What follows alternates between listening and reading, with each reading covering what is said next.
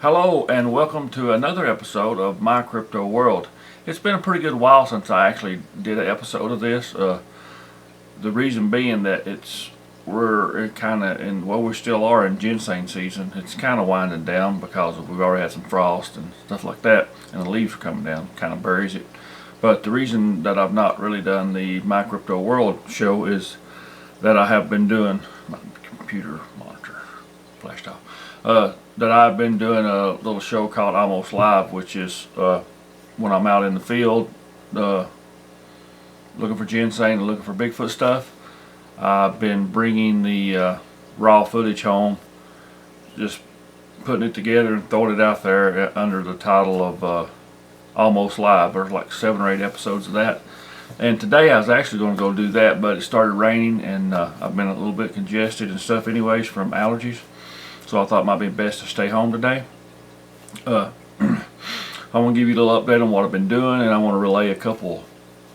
Well, one interesting Bigfoot story I want to relay to you today. This past weekend, Saturday, specifically Saturday, we had what's known as the Harlan Haunt Fest. There was, it's a gathering of celebrities and everything from cryptid to artists to movie stars, and it was a real good weekend. We had a lot of fun, met a lot of people. This was my first year of doing the Harlan Haunt Fest, and I enjoyed it.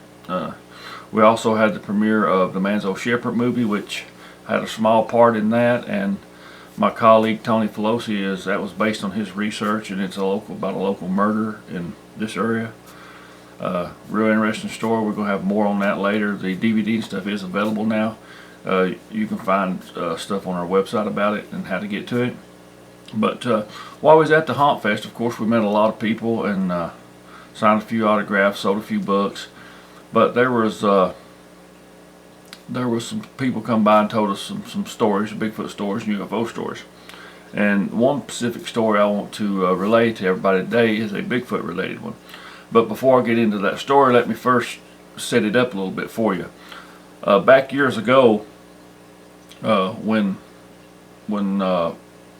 indoor plumbing was just hitting in some places, I mean, the majority of people still had outhouses. A vast majority of them did, especially in this area in the Appalachia region. But indoor plumbing, when it first come along, people kind of frowned on that. They thought that it was nasty, that it was unsanitary to have a toilet inside your house where you pooped and peed and everything else right in your house where you slept, cooked, and ate. They really thought it was nasty. But of course nowadays we understand that it's a lot more sanitary than having a big hole dug out behind your house and everybody using it. But used to that's how things was. You had an outhouse. You dig a big hole and you build a toilet over top of it. Usually it's made out of wood. The ones I've always seen made out of wood. And you'd have one hole or 2 holes. I've used both. I guess it shows how old I am that we actually had an outhouse when I was younger. And I remember when I was young, we went to some churches that all they had for a bathroom was an outhouse. And a lot of times in this area, when they would build an outhouse, and they would build it a pretty good distance away from the house, because they do stink and you don't want that on a hot summer day close to your house. So the story I'm about to tell you deals with an outhouse. The person come and told me this, and I won't use no names or locations because it's kind of a private type story.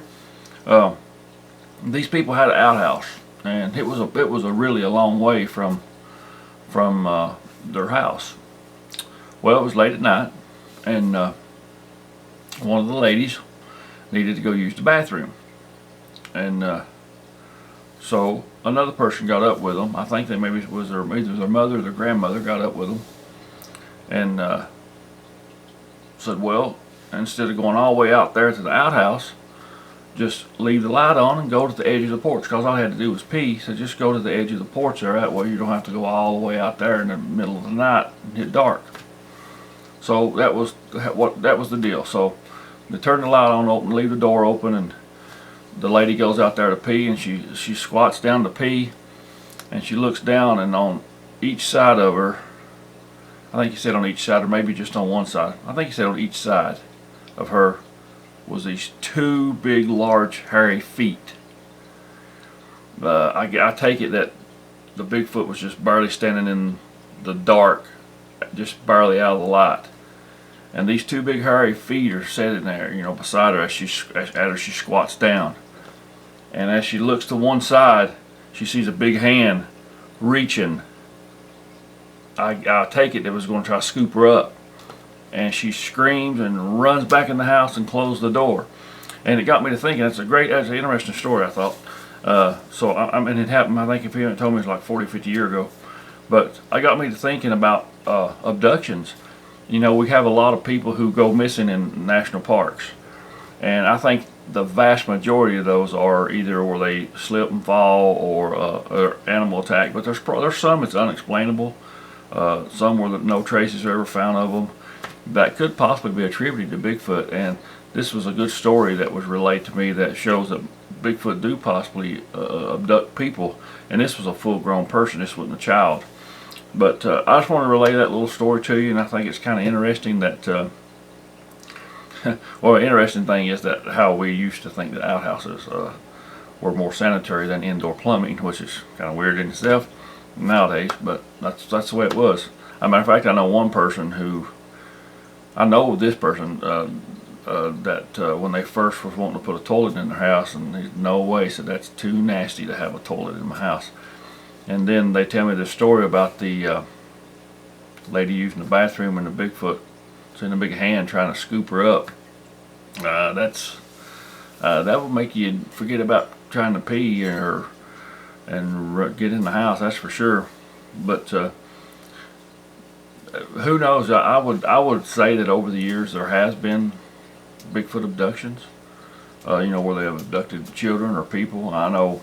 The Thomas Marcum case is a very interesting case that is a possible abduction, but there's some other scenarios there as well. I also want to, while I'm here today, while I'm actually doing the episode, I want to update you on some of the things I'm working on. I'm working on a film right now. We're right in the very last stages of editing. We still have to put the end credits and the closing credits, things like that on it, and do a few other little things, and then artwork and stuff like that. But it's the investigation and what is the haunted jail. The name of the movie is The Haunted Jail: Investigation of the Unknown. Wonderful history of this jail. And we caught some fabulous, amazing evidence that I think is really going to blow people away. But that's one project that I'm currently working on. That's getting pretty close to being done. I'm about halfway through on a new book. We have also got a series that we are laying out the first stages of that, what episodes we want to do. We've already got one I know completely probably shot, other than a few makeup shots or a few fill-in spots. But we got several episodes laid out that I think is going to be very interesting. Some of them deal with everything from hauntings to Bigfoot to UFOs to devil worship. It's going to cover a lot of stuff. I think that's something people will be interested in because of the diversity of it, and we got a lot of stuff laid out. I think it's going to be rest of 2017 and 2018 should be a good year for us. I hope so. We want to turn out a good product, of course, so we're trying to take our time and do it correctly. I have purchased new cameras, better computers and things like that to make the films better quality. We're interviewing a lot more people.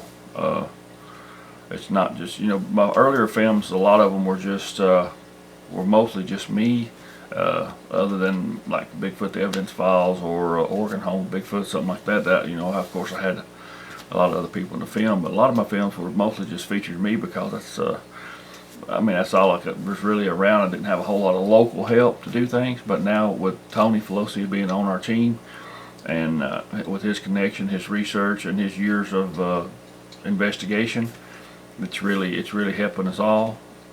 It's helping us turn out a better product. It's helping us to do better research and set up the right people to interview. But it's just some of the things we got going on. There's a few other things going on that I can't really talk about right now. We do have a few more engagements coming up, events. We have got a thing at the Pine Mountain State Park coming up around the 28th. A little thing for the kids for Halloween and stuff. Then we got some. We're planning on the Power Mountain lecture series for next year. That'll be the second time we've had it. This year was just the first annual, so that'll be the second next coming up. So, but we got a lot of things going on, and I just wanted to kind of give you an update since it's a rainy day and I didn't get to go to the mountains. My leg is finally getting a little bit better. It's I had a problem with it for a while, from my left knee down in the calf area. I had a lot of weakness in it, and it would get better. And then, of course, I'd go to the mountains, and I don't know if it strained it or what, but then it would kind of get that weakness in it. And it seemed like it was doing pretty good. And about 8 or 10 days ago, I stepped in a hole with my right leg, and it almost crippled my ankle. So I had to pivot on my left leg and twist, and it really re-injured it. So I've not been able to do a whole lot as far as getting into the mountains. I was going to go try it today, but it's rainy. Also, I do currently have out some game cams. I found an area where there is Bigfoot activity. If you'll watch some of the Almost Live episodes, I found several new stick structures, stick formations, and some really interesting things. That's why I moved my game cams into that area. But just keep watching, guys. I got things going on. I stay pretty busy. We're still trying to post almost daily on our website at thecryptocrew.com, so if you get a chance, check that out. Miss Doreen Fisher has been turning out some fantastic posts for us lately, some very interesting subject matter, so check that out if you get a chance. And if you're so inclined and you like what we do and you want to support us, hit our subscribe button and subscribe to our channel. Go to Amazon and watch some of my movies. Some of the earlier movies are not very good quality. I'll admit that straight up, but there are some good information in them, and there are some very good Bigfoot evidence in them. But my latest film was Missing, the Dennis Martin case. It's a very high quality film, HD the whole way, 5.1 surround sound, very good quality. It's only about a 36-minute film, which is a short film, but we cover a lot of subject matter in it. And that film came from the original case file report and the follow-up report at the end of the search for Dennis Martin. And we explore some stuff I've never heard talked about the case, and we do some things to try to learn new information about the case. But if you get a chance and you want to support us, you can go to Amazon.com, type my name in, Thomas Marcum, or just type in Missing, the Dennis Martin case, or any of my film titles, and you support us that way. Hit our subscribe button, go to Facebook, and hit our like button on our the Crypto Crew page. And all you guys that's been following us, we appreciate you guys, and we're thankful that you do follow us and trust us for information. We try to be as honest as we know how. We don't fabricate anything. We don't fake anything. We don't pull hoaxes. We understand wildlife. For the most part, everybody on our team understands the basics of wildlife and survival. I know some people have a hard time, but they can't distinguish bears from Bigfoot or possums from coons. But we've been doing this a long time. I know I've been doing it well over 20 years. I hunt and fish, and I understand the basics of wildlife, and I spend a large amount of time out in the woods. This year here alone, I know when I done the Almost Live, that was 7 or 8 days. Like every day I was out almost, and that don't count my other stuff I go out and do. I went out quite a bit this year, and I plan on going more. Right now is a real good time of year. if you can catch it when it's not really raining a whole lot. But I guess I'll go ahead and close this episode off. It's been a while. I didn't think it would even run this long, but I guess I did have a little more information I could share. But again, guys, I appreciate you guys, and y'all be good. And I don't know when I'll do another episode of this, but I thank you guys for watching, and I'll see you next time.